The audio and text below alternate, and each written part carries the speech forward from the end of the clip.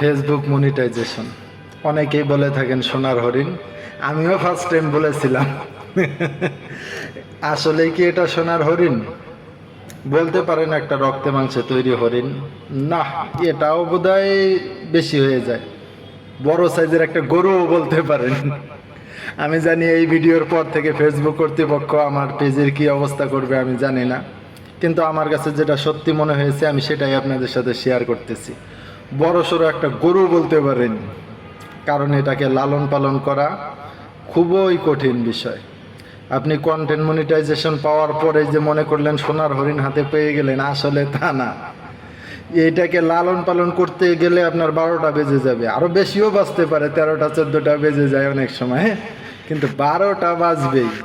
কারণ তখন আপনার টার্গেট বেশি করে দিবে, আপনাকে বেশি বেশি রিল শেয়ার করার জন্য বলবে, লাইভ করার জন্য বলবে, পোস্ট তৈরি করার জন্য বলবে, বেশি বেশি ফটো শেয়ার করার জন্য বলবে।